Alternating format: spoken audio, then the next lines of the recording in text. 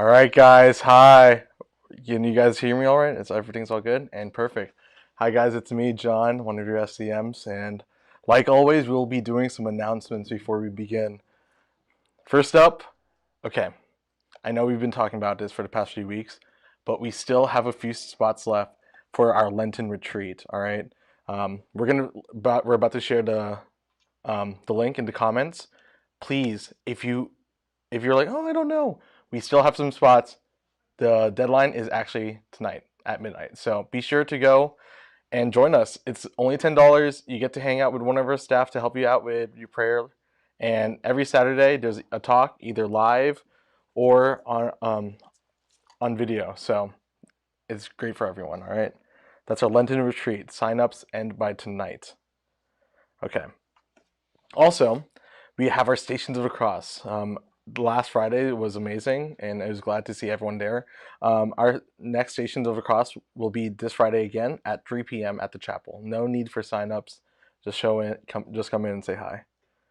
Um, for our pro-life ministries, we have this Saturday Mass at 8:30 at St. James by Bishop Burbage, followed by Rosary and a prayer outside Falls Church Abortion Clinic.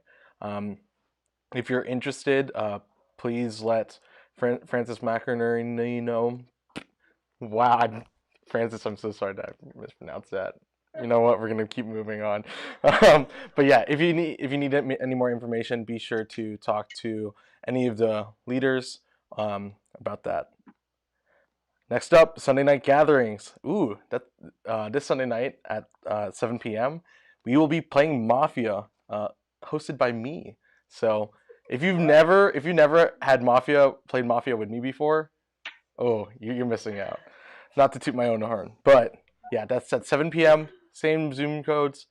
Invite your friends. Have a great time. Next Wednesday, we will have again our weekly pizza with Father Farrell. I love that his name is like in the title, but that's gonna be after our daily mass after our 12 o'clock mass. So after you fasted for an hour for mass, you can have pizza with Father Farrell. He'll talk about whatever he wants to talk about. Okay, I think those are all the announcements so far. Okay, now to introduce our speaker. Um, Elizabeth. Oh shoot, last name was Busby. Thank you, Elizabeth Busby.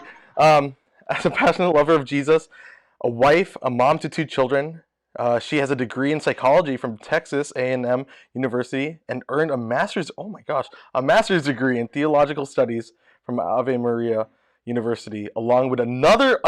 Okay, I need to have read this beforehand. Another master's in counseling, focused on marriage and family therapy. Whew, okay. Her and her husband run Discerning Marriage Ministries, and she hosts a Discerning Marriage podcast through the Theology of the Body Institute. And she will be talking with us today. All right, everyone, give a warm applause and warm introduction to Elizabeth Busby. Hello, hello. I am so excited to be here with you. Like you said, I'm Elizabeth, and I want to be a part of your Catholic Center. Now I want to play Mafia with you guys. You seem like really fun people. So I'm really excited that you have so many awesome things going on. So, like she said, I'm going to be talking to you with a lot of enthusiasm about a super bummer topic, breakups. I'm so excited that you guys are excited to hear this talk, or at least interested, invested in hearing this talk. I care very, very deeply about this topic. It is a huge, huge passion of mine, in large part because I went through my own dumpster fire of a breakup right after college. And it was awful. And so going through that experience, navigating that experience, was really, really powerful. I mean, it was one of those things. Have y'all ever had an experience that literally like rips your life into a before and after, right? It's like, I mean, the pandemic, I guess we're all going through a rip your life to a before and after event, but it's one of those things where I was a very different person before this happened to me. And then what the Lord did in my heart was so transformative that I've never been the same. So I feel very strongly about kind of implementing the things and maybe not implementing, educating people, I guess, to implement some of the things that I learned that I wish someone had told me. Like I really, really wish that 10 years ago I could have been sitting and listening to this talk. Um, also things that as he as you heard, I then went and got like a million degrees. And so I learned a number of different things from a theological perspective, but also from a clinical, for my counseling degree, like a clinical perspective, about healing, about the human person, about love, about what happens in your heart and your body when something traumatic like a breakup happens to you. And so I hope I can marry kind of that experiential stuff that I've been through with this kind of intellectual knowledge that I've gained in the last decade, and hopefully this can be of use to you. So, I always like to start talking about breakups by really framing what the pain of a breakup is. I think we live in a culture that really, one, minimalizes suffering as a whole. I mean, we don't really learn how to suffer anymore. We don't learn how to suffer well. We don't learn how to bear crosses with honor anymore. These are the sorts of things that I think our ancestors in the past knew how to do, probably because their life had a lot more suffering. It wasn't quite as comfortable back then. And so there was maybe this greater ability to kind of press into suffering in a way that we don't really know how to do anymore. So that's, I think, part of it. But also, I think people minimalize the pain of a breakup as like, oh, it's not a big deal. Oh, there are other fish in the sea. Oh, he really wasn't that good for you anyway. You dodged a bullet. Like just those sorts of things that people kind of minimalize the suffering that you're going through. And so you can feel almost like a crazy person if you're really suffering in a breakup. So I really think it's important to recognize that Christ is with you in that suffering. And I think that when we think about the cross of Christ, right? I have this gorgeous crucifix that my mom randomly got in a gas station, but I'm obsessed with it. It's like really pretty. And so I always have it on my desk. And I think when we think about the cross, we're obviously thinking about a lot of the theological things that were happening, a lot of the maybe even just the physical, physiological things that were happening. If you've seen the Passion, it's really gruesome. You've probably not forgotten it. But what I don't think we ever really process is that this was basically the world's biggest breakup. Because if you think about the pain he was suffering, if you think about how he got here from like a physical perspective, obviously God was moving and there was a lot of spiritual stuff going on. But like what really happened was he loves all of us. We are his beloved. And we decided we wanted nothing to do with him anymore and essentially broke off the relationship. I mean, we killed him, so it got a little dramatic there. But like if you think about it, what happened was you have this lover and who longs to give himself to the beloved and a beloved who has no interest in it. And so I really think that it is not outside the realm of theological um, reality, I guess, to see that the cross is the pain of a breakup. The broken heart of Christ on the cross is the pain of a lover longing to give himself to a beloved and a beloved not wanting to receive that love. So I always like to start with that image when I talk about breakups because I think it really validates the kind of pain that people are feeling. Now, obviously, there are lots of different kinds of breakups. I'll get into this a little bit later, the different kind of experiences that people going through breakups have. But I think if you are suffering through a breakup, that it's a very valid pain and you can find a lot of comfort and solace in Christ on the cross. If you do not have a beautiful crucifix, get yourself one. That is a great. I mean, like you're a lot of people, grief shop. I was a very dramatic person. I'm a recovering drama queen. I'm doing much better now. But when I was going through that breakup, I was still very dramatic. I was like a competitive dancer in high school. I was on drill team. I was like all about the drama always. Like Mean Girls. If you've ever seen that old, it's old now. We're in a little bit of a different generation, you and I. But like Mean Girls was a movie that was really big when I was I don't know, younger, I guess. And it's really funny.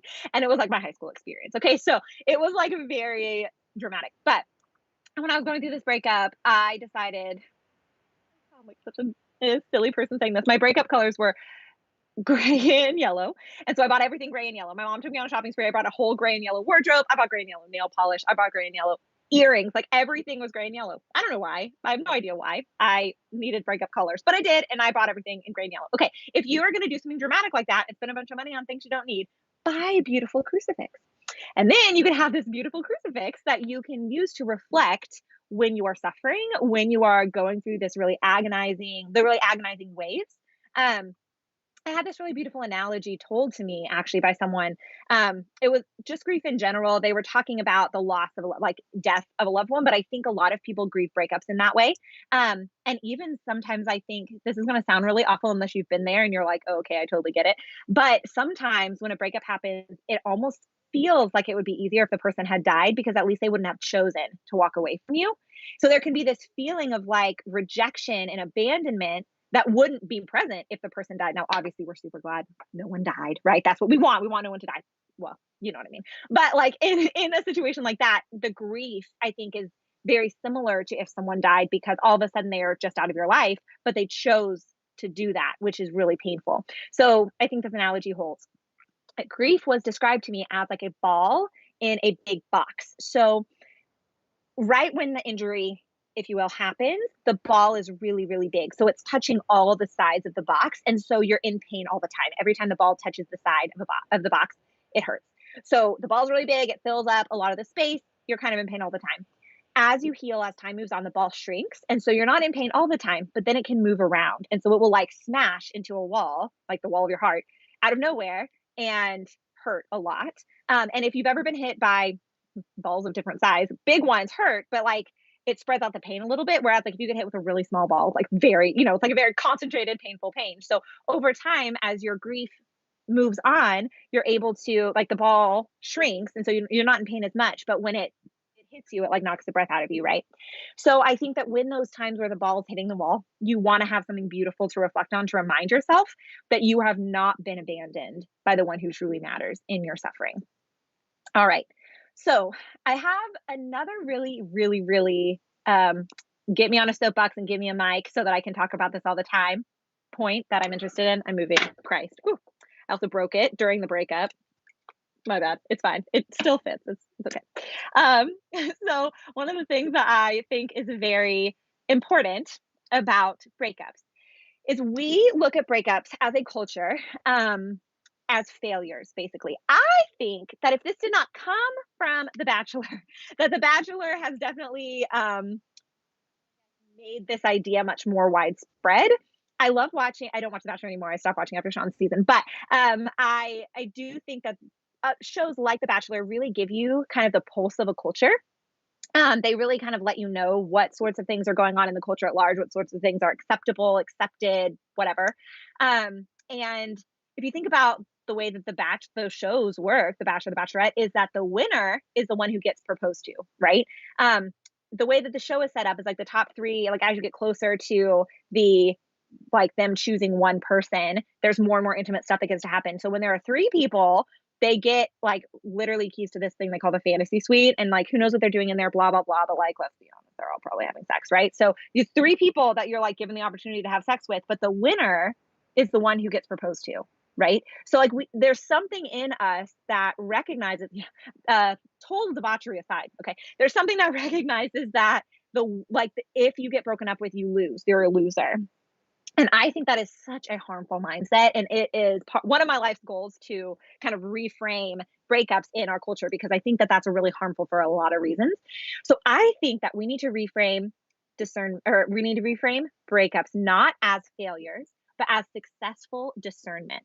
So if you're thinking about the point of a relationship, it's to figure out if the person you're with is someone you're going to marry.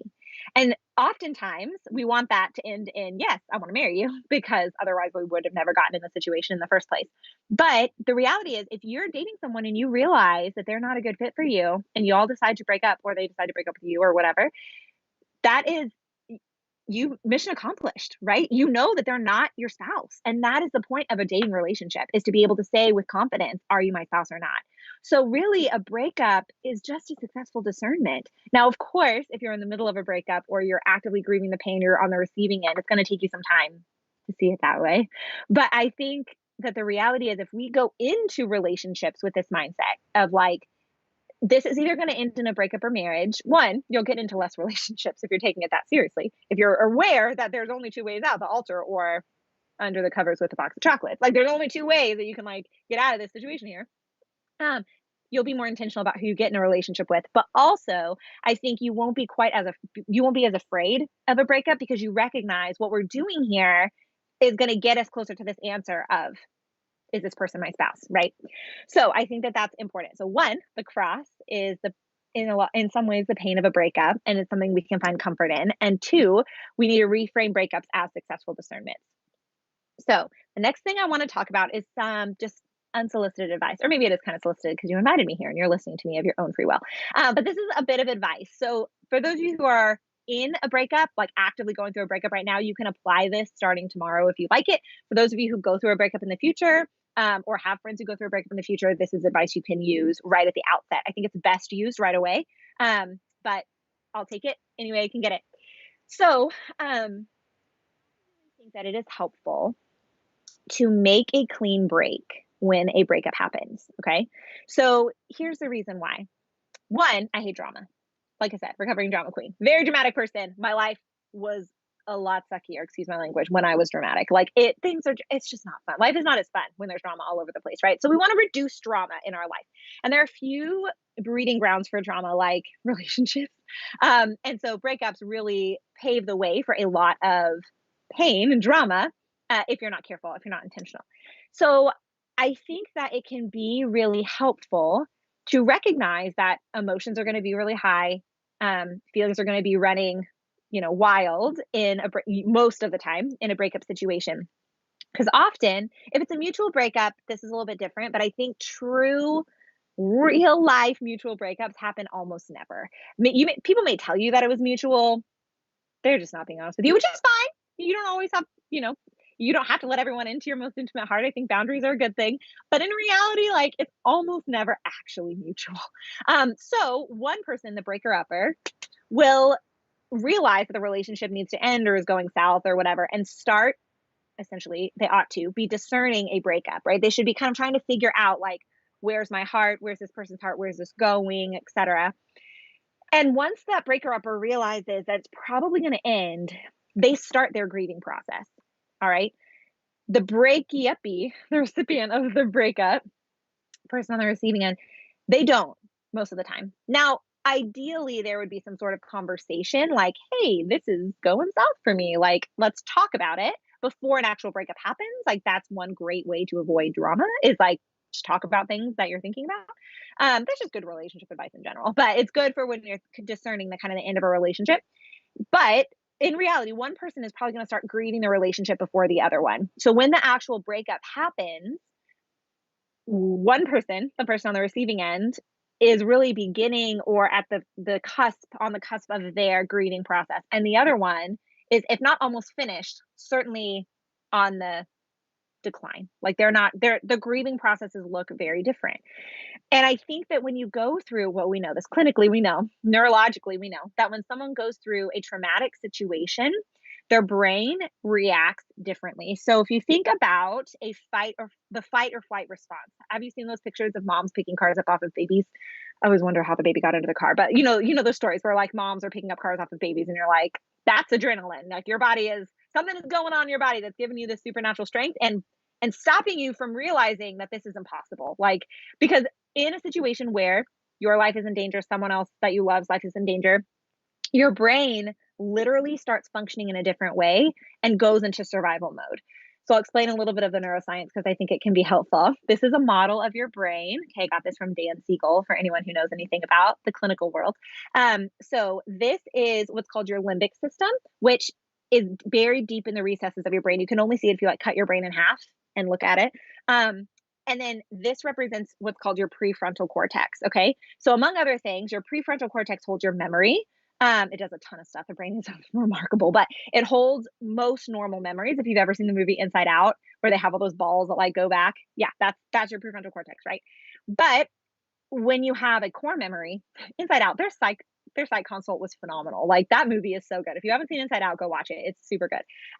But the core memories are stored somewhere else, and often those core memories have a lot of feelings attached to them, and the negative ones, anything other than joy, to use the analogy, that those come when your body experiences the stress hormones, so adrenaline, cortisol, things like that, and your brain, like, takes a picture of what's going on and stores it in your limbic system, deep in the recesses of your brain, so that you won't forget it, right? If you think about, like, the caveman and a lion, the first time a lion comes up, they're not gonna know what it is, and they're gonna be like, "What do I do?" But something in them is going to tell them, like, either you grab a stick and you try to hit it, or you pick up your wife and your baby and you run away, right? But you need to remember that next time when the lion comes, this is a dangerous predator and you can act faster and the humans can keep surviving, right? So even though humans used to be in danger all the time, we haven't evolved. Like, we've evolved in one sense to not live a life where most of us are in danger all the time, but our brains move slower than that. So we can get triggered into this fight or flight response, into this cortisol, adrenaline dumping into your body. Your brain is, functioning in your limbic system, and when that happens, you literally, well, the analogy is that you blow your top. You literally, like, your brain stops using your prefrontal cortex. And in the other things in your prefrontal cortex besides memory are reason, like your ability to make a reasonable decision, and your free will, like your ability to choose what you want to do, and your ability to look at different options and be like, this one is a good idea and this one is not a good idea. That goes out the window, right? Because you're just trying to pick the car up off your baby. If you stop to think, like, that car's really heavy and I can't do that and my baby's just going to die, like, your baby would die. Like, you wouldn't be right. You don't need that part of your brain when you're trying to survive. And so you can get into these fight or flight responses when you feel like you're in danger, even if you're not physically in danger. Does that make sense? I can only see one person's face, so I'm hopeful that the rest of you are like, yeah. So when you, thanks, when you are going through a breakup, for some people, this triggers a fight or flight response. I would say most people, if you didn't, especially if you didn't see it coming, or you were pretty sure you were going to get married, or you just desperately wanted to get married, like, you are going to see this breakup as like an attack on yourself, and you are going to go into this fight or flight, and you are going to lose access to your prefrontal cortex, probably. So the breakup conversation, it's probably not going to go super well because you're not going to be using the fullness of your brain, right? Because adrenaline, cortisol are pumping and are keeping you've blown your top, right? You're not engaged. You're flooded. Flooded is a clinical word. You're flooded, and so you're not able to use the parts of your brain that would be helpful in a conversation like that. So that's one thing. But also, once the grieving starts, the process looks so different that it can be really hurtful, especially for the person on the receiving end, to watch the person on the breaker upper end, um, to watch that person process the grief differently, maybe begin to move on, etc. Maybe they can go out and hang out with their friends and have fun, and you're just sitting in your room crying all the time, like, and you're like, how is that even possible? Did you even care? So all of that stuff, ground for drama, right? Um, like, that is one reason. Another reason for what I'm about to say is that having a clean break allows for you to take a step back, miss all of this festering cesspool of drama, and react and reflect on what you're thinking, what you actually think. Give yourself some time to give your feeling brain a hug, as we say in play therapy, right? You take your thinking brain, give your feeling brain a hug, and let yourself engage with reason, and those sorts of things. And I have an analogy that I use. It's a little gross. If you get kind of twitchy with, like, gross injury stories, plug your ears for a second. But I played flag football when I was in college. And our team was called the Destroyers. It was with the Catholic Center. And we actually won the intramural flag football league for women at Texas A&M University in 2011. Whoop. It was really great. Saw the t-shirt. It was so great. Anyways, I am not athletic at all. I was a dancer, much more on the artsy kind of side than the athlete kind of side. But man, I have a lot of heart and passion. So I also had a crush on the time that this story happened was not the year of the championship, and I had a crush on the coach, and he's the guy I eventually dated with the dumpster fire breakup. So I was like, I'm gonna go all in on this situation. So all my passion with none of my athletic skill was totally a disaster waiting to happen. So we were playing this team that were notorious cheaters, and if you've ever played flag football, you, like, tie the string around your waist, and then you should be able to just grab the flag, and as they're running, their momentum pulls the flag off, right? Easy. But this team were super cheaters, and they rolled the hem of their shorts around the flag and, like, the belt part. And so when you would pull the flag, it was really hard for it to come off. So we knew this going in because our coach was really intense and did a lot of scouting of the other team. And so we were, like, very prepared. Okay, so I go in, grab this flag, and immediately break my finger. My finger gets, like, stuck under the hem of her pants, and it's like, it's horrible. Okay, so I have a crush on the Coach, I have no athletic skill, so I have no idea what a broken finger feels like. I was like, oh, I probably jammed it. DDD. So I go in there on the next play, but now I'm trying to grab flags with my non-dominant hand. First play, I smack my hand straight into this girl and snap another finger.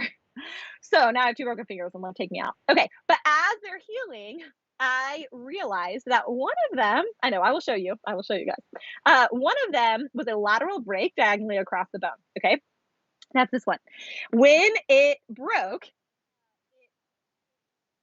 funky, and they were basically like, you're going to need surgery to fix it. And I was like, definitely not, one, not paying for cosmetic surgery on my pinky finger, and two, this is kind of cool because it's like the only athletic thing I've ever done in my life, and now I can talk about it all the time. But the other finger, I'm not trying to flip you off, I'm so sorry, it's this one, um is, if you can see, it snapped right here like where my nail was, but it healed a lot better. So like if you look at these fingers, you probably wouldn't, this one was broken, there's something up with that whack pinky, but this one is like, it was a little crooked. Okay, that is why clean breaks are so much better because they heal. You want to see my finger? They heal in a way that um, allows for you to have um, basically a better recovery and for you to be able to move on in a way that doesn't leave such lasting scars. Does that make sense? So, not clean break, clean break. Okay. So, what I recommend when you go through a breakup is to take a fast from each other, a full clean break fast. I recommend 40 days because the Bible uses 40 days a lot. We're in Lent. I love giving talks in Lent. 40 days is great. It doesn't have to be 40 days. I kind of made that up. This is not something that the church has anything to say about and will ever say anything about. So pick a set amount of time and do not talk to each other. No conversation. Get off of social media. I know you're going to think it's so unfair. They broke up with you. They should be the one to have to get off of social media. I should get to do whatever I want. No, advocate for yourself. Just get off social media. Block them. Block their phone number. Change their number in your phone to do not answer this number, or something a little more creative like you're a jerk. I don't know. I can only think of cuss words at the time. I shouldn't cuss. I really shouldn't. So you change the name in your phone to something else, right? Don't answer it. If they call you, don't text them, don't call them. If their mom, I saw a lot of moms lately getting involved in breakups. Don't talk to the mom. Don't talk to anyone.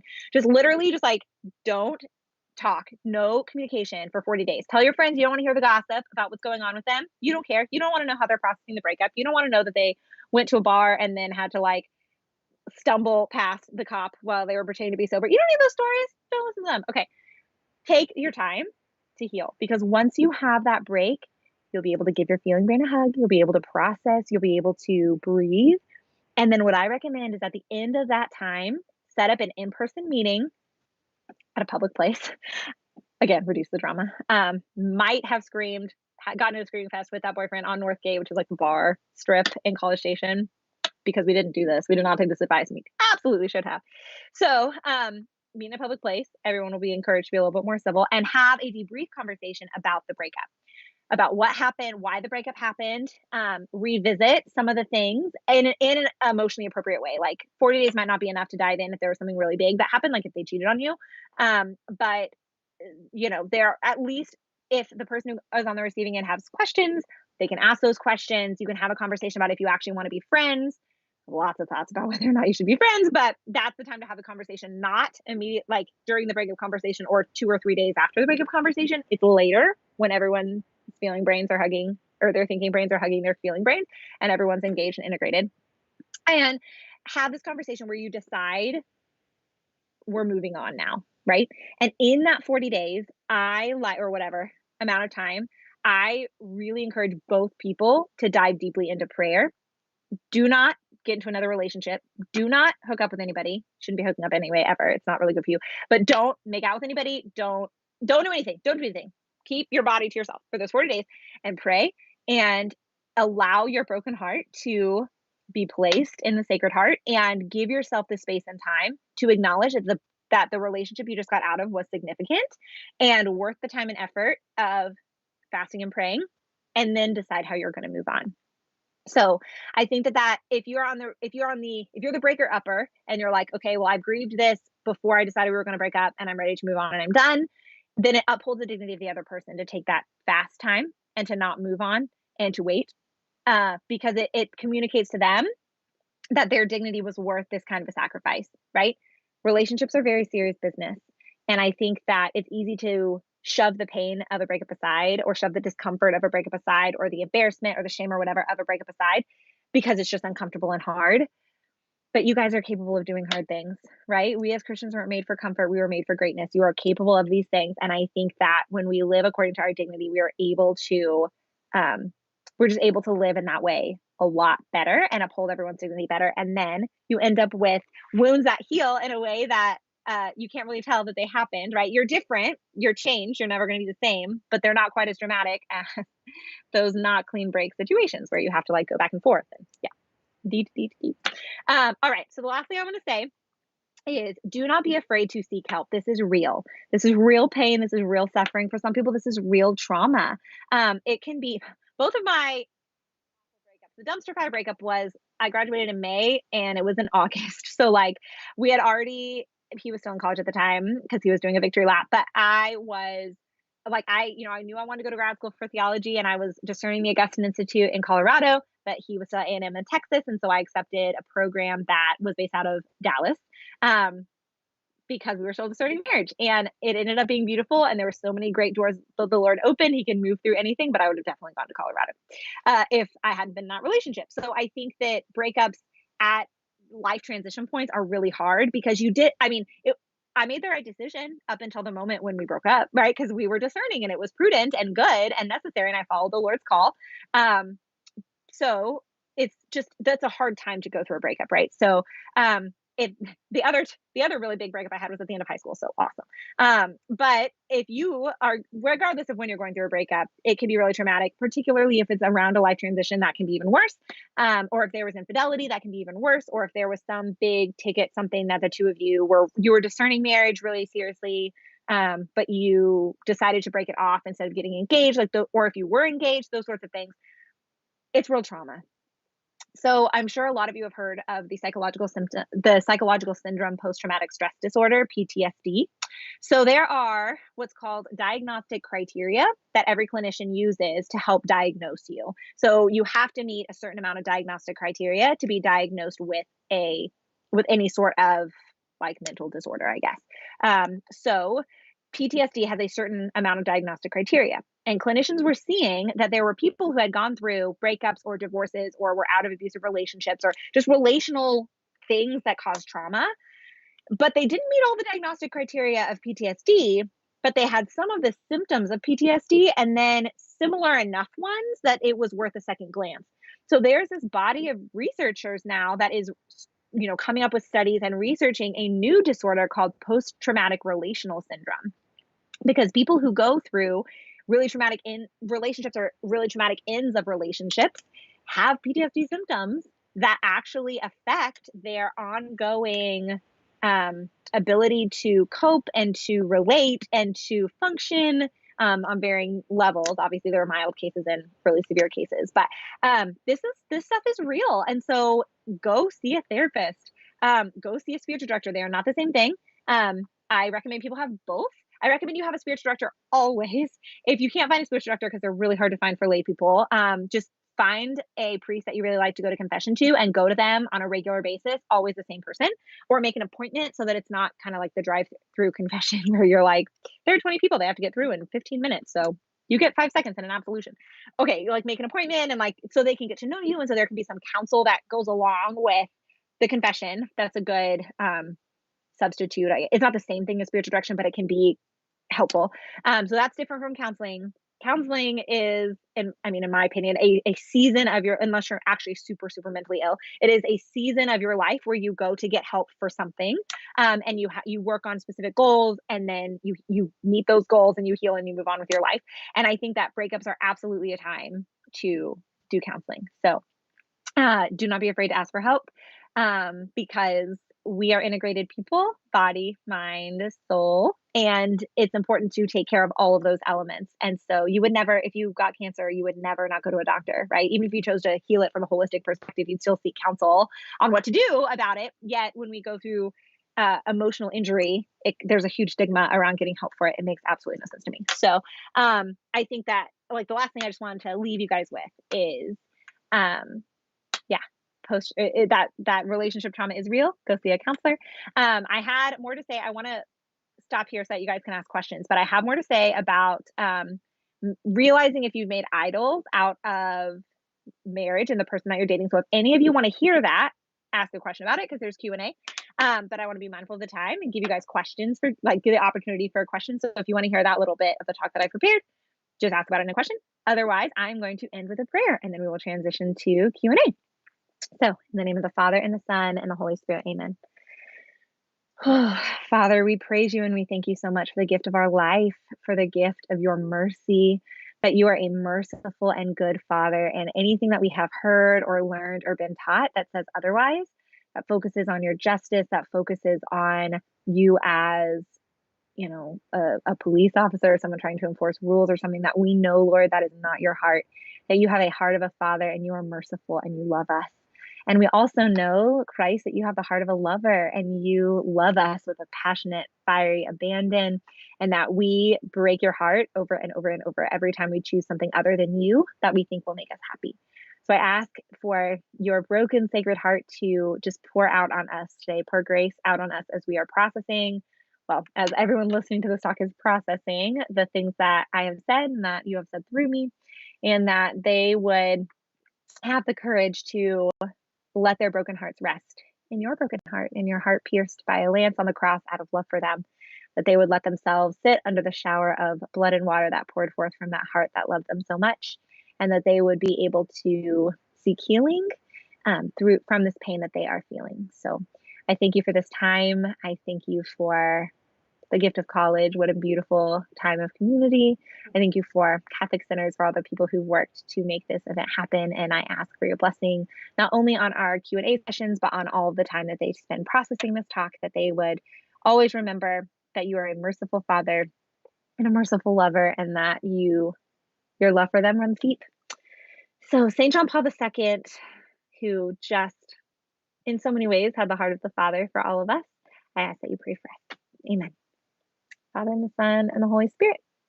Amen.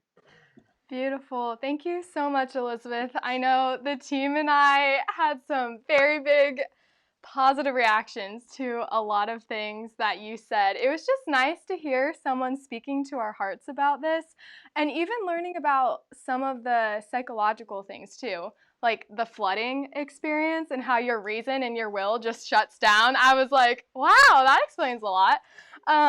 But yeah, it was cool to learn about all of that. So our first question is, can you talk more about setting boundaries in a relationship? Because often people are so afraid to set boundaries because they're worried. Oh. Okay. Well, we're having a little. Okay, so we're just going to fix the sound real quick.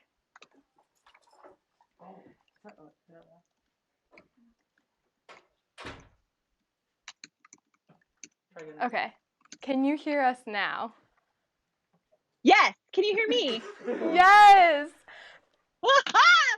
Y'all, technology Yay! is my best friend and my worst enemy.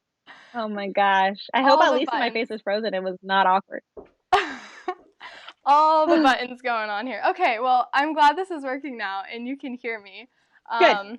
Yes. So, quick tiny recap. The team and I had a very fun and enlightening moment listening to everything that you said, and thank you for speaking to our hearts and even sharing with us some of the psychological things too, like especially with flooding and how our will and our reasoning can shut down at those times. It explains a lot that many people experience. So, thank you for that. So our You're first welcome. question is, can you talk more about setting boundaries in a relationship? Because often people are so afraid to set boundaries because they're worried about causing a breakup. Yes. So I love boundaries, y'all. Okay, write down the book, Boundaries. The book is called Boundaries by Townsend and Cloud. Highly recommend everyone ever read this book because they do such a good job of communicating that setting boundaries is an act of love. God has boundaries with us, right? It's hard to remember because setting boundaries feels really uncomfortable. But we need to remember that God sets boundaries with us. If you choose to eat, if Adam and Eve chose to eat that tree of the knowledge of good and evil, they would die. That is a boundary.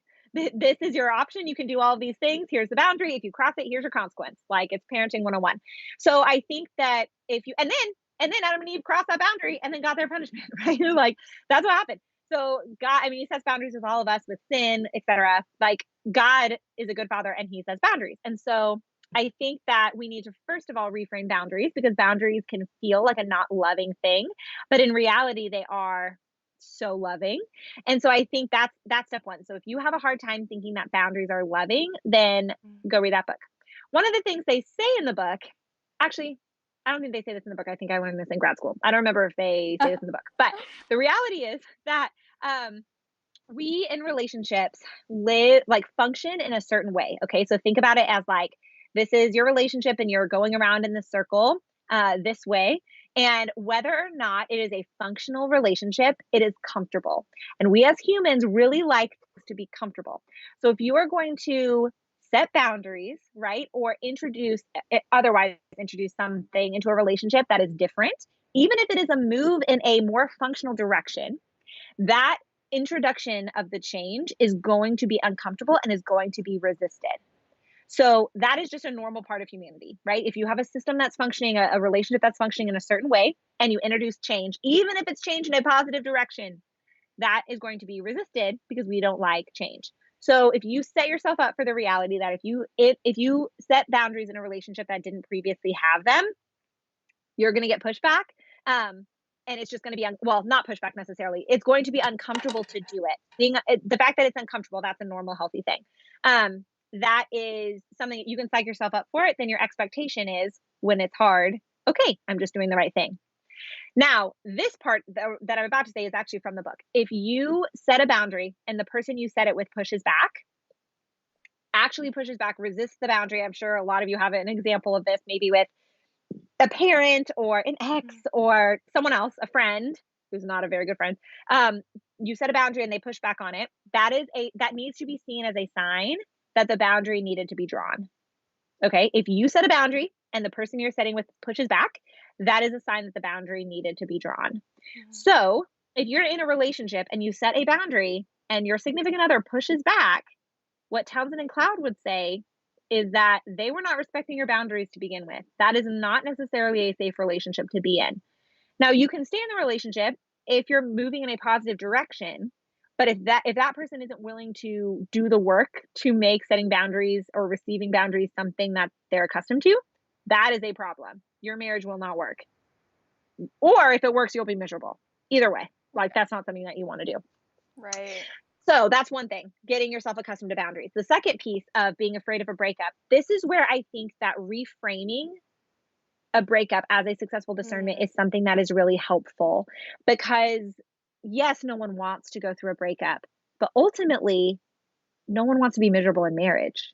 That's really what you don't want. What you really don't want is a lifetime of utter misery or a divorce, right? Very true. Getting married to a person who's not a good fit for you or doesn't respect your boundaries or differs from you in a core area like wanting to use contraception or pornography and masturbation or something like that, like a really deep thing, you will either be miserable or you will get divorced.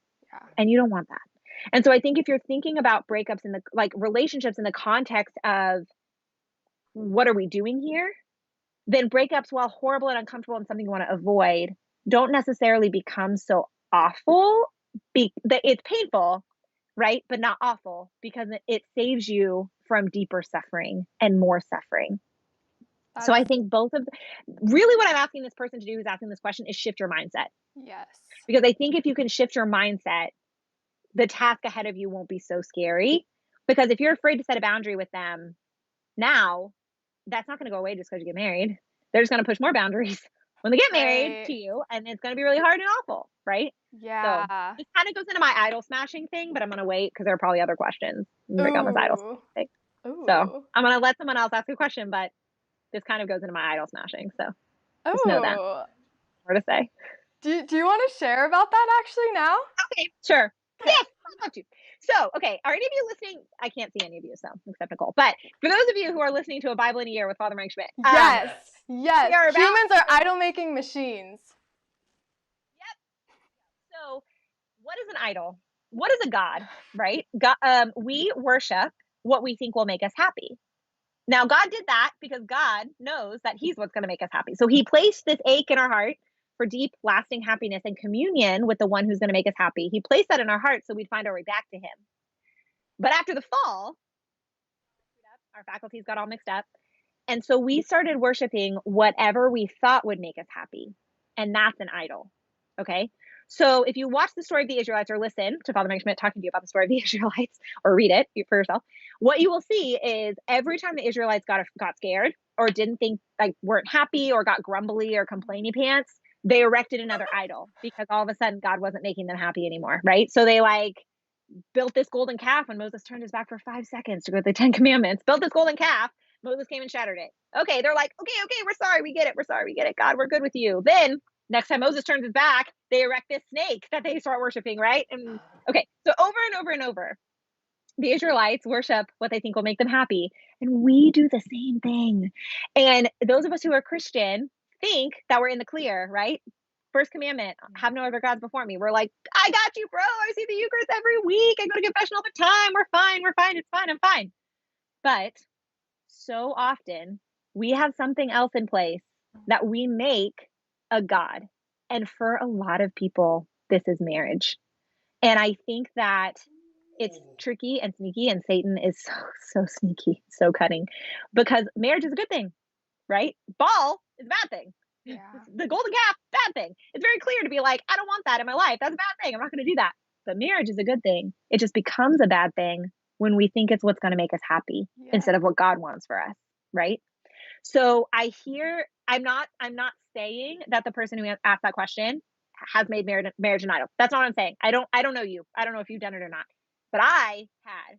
And the reason, I'll share a little insight into this. The reason that guy and I broke up, the dumpster fire situation, was because we were in the stage that I have now named pre-engagement. Now that I made my career, that poor guy, dude, he did not know. My husband knew he was getting himself into me having these big dreams about talking to God about all, talking to people about all these things I'm passionate about, marriage, breakups, whatever. My husband knew that when he said yes to me.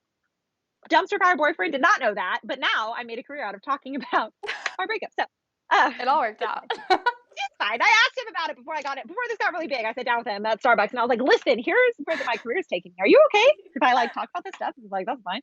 Wow. He's a bro. He doesn't care. But anyway, so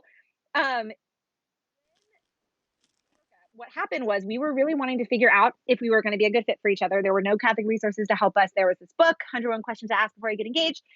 And we got about a quarter way through the book, encountered a non-negotiable that we looked at differently. Like, he had one opinion of how this should be handled, and I had another one. And ultimately the breakup happened because this is not why the breakup happened. This was the thing that started the breakup ending, was that this was irreconcilable. You couldn't have both. We were no longer a good fit for each other. What I should have done, if I had had any courage whatsoever, was break up with him then, or start detaching my heart, right? But I made an idol out of marriage, and kind of an idol out of him, to be honest, but definitely an idol out of marriage. Didn't realize it until God smashed it a few years later, but that's what was happening.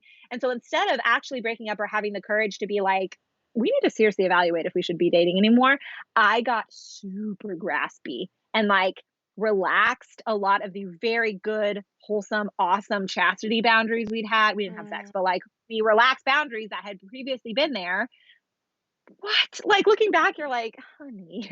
But I was like, what can I do to keep him? What can I do? Yeah. And that is a sign, right? This I'm so scared of a breakup, I will do anything. That is a sign that you have made an idol. If I was incapable of setting a boundary that needed to be set, thank you, Jesus. He was like, this girl gray, and broke up with me. So thanks, Jesus. But I didn't have the courage to do it. So you can't always count on the other person being able to do that. And so I think that posture, what I heard 22-year-old Elizabeth in that question of I'm afraid to set a boundary because I'm afraid of a breakup. But a breakup is not the worst thing in your life. A breakup is not the worst thing that could possibly happen to you. Getting married to the wrong person and being miserable for the rest of your life, or going through a divorce when you have 3 kids, that's the worst thing that could happen to you. So I think if you have smashed your idols, right, and you're willing to say, Jesus, I want your will for me, even if it's not this person, you're free. That's freedom. There's this beautiful prayer called Be Satisfied with Me that I think y'all should all go look up. It's by St. Anthony of Padua, which is amazing because he was celibate, but it's a beautiful prayer. We'll And link that later. Yeah. perfect, do it. There's this one line in it that echoes Ignatian spirituality. He was not a Jesuit, obviously, but that it echoes Ignatian spirituality. So over and over, we hear these saints talk about this. They say, want nothing, desire nothing.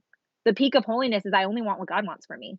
And if that's health or sickness, if that's a long life or a short life, if that's marriage or I die spinster, like spinster, that's such an old, I've been reading a lot of stuff about Alexander Hamilton. Anyways, it's an old phrase, but they're like, if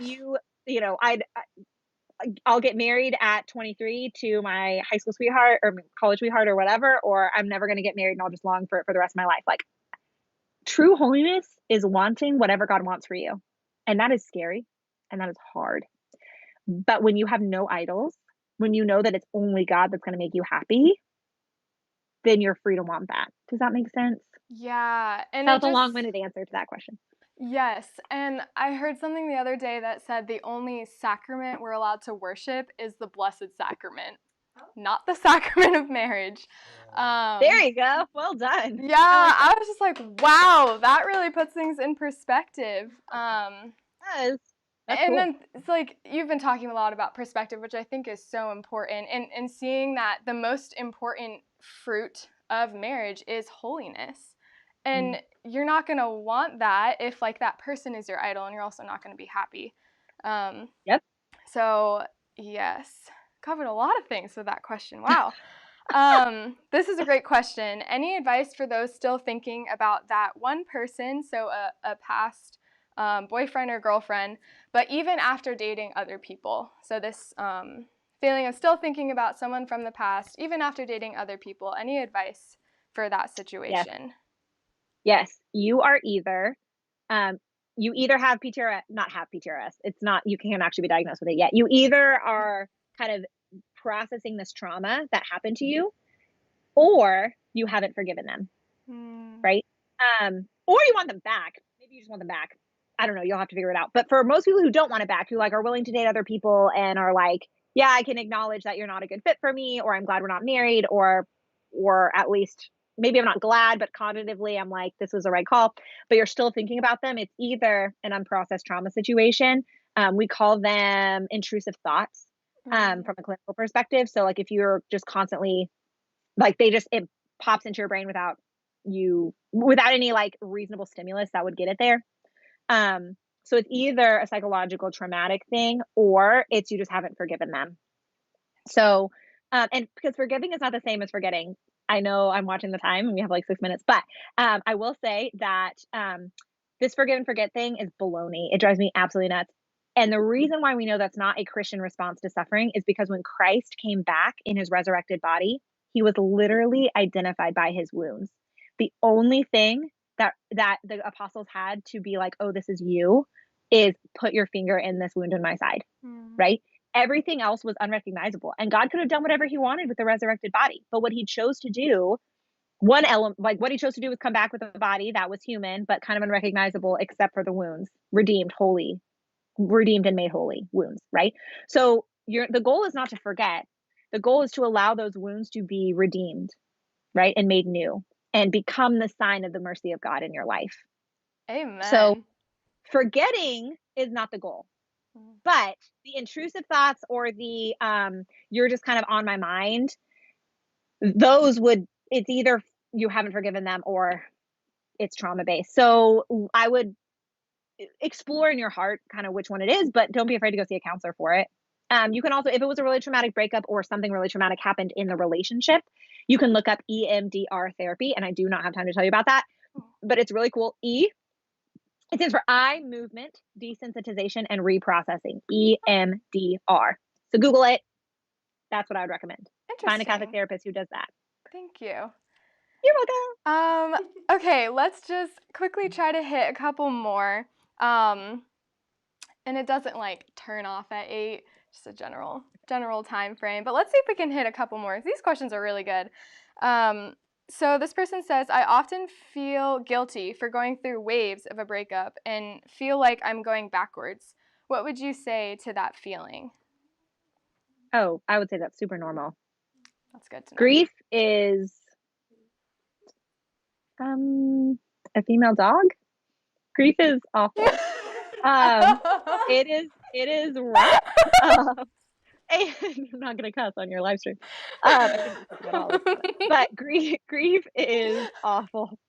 So Yeah. if you actually look at grief, so there's Elizabeth Kubler-Ross, which is I love her name because my husband's name is Ross. Elizabeth Ross is her name. But anyways, Elizabeth Kubler-Ross is this person who kind of popularized, might have actually been her initial idea, that there are 5 stages of grief. So they are denial. Let me see if I can do them in order: denial, anger, bargaining, depression or sadness, and acceptance.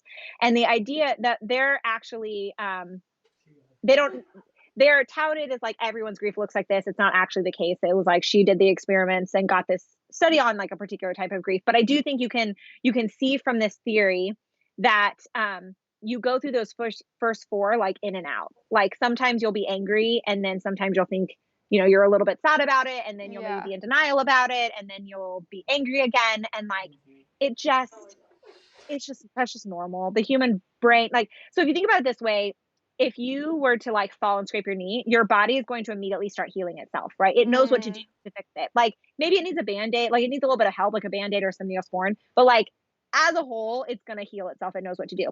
Yeah. Your brain is the same way. And so your brain, when trauma happens, when something really serious happens, it will give you pieces of it to process in a form that it knows you can handle. Because if it gave you all of it at one time, you might literally just like freeze and have to, dissociate, or it might be so overwhelming you'd have to like down, right?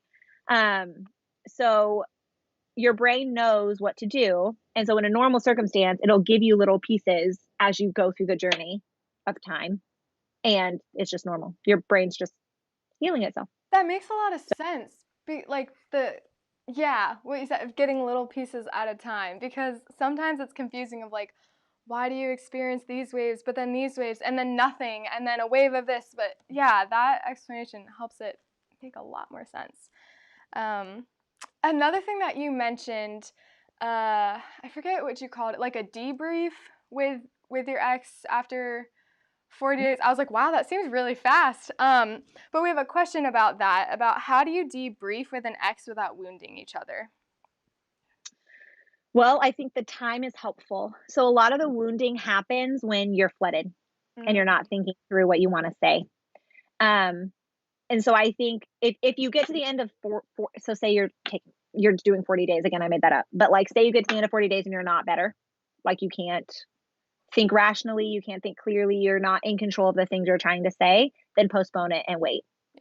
But if you're in control of your mind, then I think, and your posture is genuinely like, I'm seeking to understand and I'm wanting to figure out what to do moving forward, and you're wanting to uphold their dignity in that conversation, you may say things that hurt them, but that's not the same as wounding them, right? Because like maybe the things you're saying are things the Lord wants them to hear, and that's part of their healing, right? But if you're not in a place where you can rationally think about it, just don't talk to them. Just wait.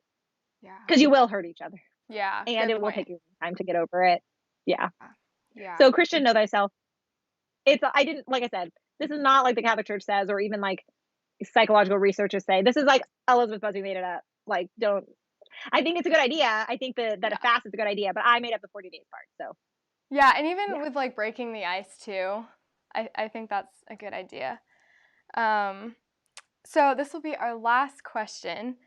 What would you tell a single person who wants to date but is afraid just because they do not want to go through a possible breakup and do not want to endure that suffering? Yep. I would say keep being as honest with yourself as you were when you just asked this question. Because if you're aware of what's going on in your heart, then it's a lot easier to overcome it. But a lot of people find themselves in your situation who aren't honest with themselves. And so then that is a recipe for things like hooking up, where you're like, I want this connection, or I want something, but I don't know why I want it. And so I'm just going to grasp it, or I don't know why I'm afraid, so I'm just going to grasp it. Right. Or like a loneliness. Yeah. I'm not saying you're going to do that. I'm just saying like that is an example of what can happen if you're not honest with yourself, but you are being honest with yourself. So good job. Keep it up. I would also say that it is worth exploring your understanding of suffering, because you're speaking like suffering is the worst thing that could ever happen to you. That's not true. The worst thing that could ever happen to you is eternal death. Is you not pursuing sanctity the way that we're all called to as people, and not following God's will for your life. That is the worst thing that could happen to you, is that you choose hell, right? You choose something other than God that you think is going to make you happy at the end of the day. There's this beautiful C.S. Lewis quote. I don't have time to read it to you, but it's basically like he's talking about, no, I am going to read it to you. I want to find it. I love the quote. Haha. Okay. It's because it perfectly answers your question, and C.S. Lewis has so much more authority than me, and I love him. Okay, come on. All right. Always a good time for a C.S. Lewis quote. I love him. To love at all is to be vulnerable. Love anything, and your heart will be wrung and possibly broken. If you want to make sure of keeping it intact, you must give it to no one, not even an animal. Wrap it carefully round with hobbies and little luxuries. Avoid all entanglements. Lock it up safe in the coffin or casket of your selfishness. But in that casket, safe, dark, motionless, airless, it will change. It will not be broken. It will become unbreakable, impenetrable, and irredeemable, because to love at all is to be vulnerable. Wow. We need a second for that one. Yeah. And we're called to that kind of love as Christians. Oh, yeah. The cross is that kind of love, right? Yeah. Oh, speaking of the cross, last thing. Where is the gas station that you got your cross from? I have literally no idea. I have no clue. It could have been anywhere. This was like decades ago, because I had this in college before the breakup happened. So this would have been like 12 years ago. I have no idea. That's so cool. Yeah. Isn't that so random? It's like a little treasure hunt. I love it. But just Google crucifixes. It could not have been that expensive. It was, like I said, at a gas station. It could not have been that expensive. It's on a little stand. Like I said, it broke. But luckily it broke, so I could take this thing off. And when I was like being really dramatic, I would like take this in bed with me and sleep with it when I would be really sad. But then I could put it back on my shelf. Yes. But I just love that advice. So like, go out and, in the midst of all the emotions, we can want to spend our money on many things. But going out and spending your money on a crucifix, like, yes. You don't need a gray and yellow wardrobe. You'll get rid of all of that, and yellow's not in your color wheel anyway. But buy a beautiful crucifix. That's worth your money. Yeah. Yes. Alrighty. Well, thank you so much, Elizabeth, for joining us tonight. This was such a pleasure. Such a prevalent topic, especially as college students. A lot of things happen when you're in your 20s. So, oh my gosh, it's a petri dish. The college, it's literally like this petri dish of existence. Like everything happens really fast. You like live in really close proximity to each other. It's really, college is intense. Yeah, it's lots of yeah. And to have someone so willing to just speak to us about these things, and you care so much, and it really comes across. So thank you so much. And we're gonna go ahead and transition to some closing announcements. And I have it up here, John. So. Oh, perfect. Yeah. Elizabeth, thanks again. Also, thanks, Marie, for changing the camera height. I appreciate it. I'm taller than Nicole. Okay. First, wow, yeah. Only time I am. Okay. All right, announcements. Thanks, Pedro. So, next TNS is actually not going to be Thursday night stream. It's going to be a Thursday night Zoom, so TNZ. Ooh. Because it will be a Bible study with Dr. Edward Spree. There's a few spots left. There's only 50 spots available. And you guys can sign up for this unarchived. It won't be on YouTube. It'll be at Zoom, one-time thing. And the link will be down in the comments. Other than that, yeah, that was a great talk. You guys have a good day or good night, and yeah, sorry, this talk was great. Anyway, feel free to, of course, as always, share, subscribe if you haven't. Who hasn't subscribed? Anyway, feel free to share this one. Other than that, I'm John. This is the TNS crew signing off. I'll see you. Have a good one.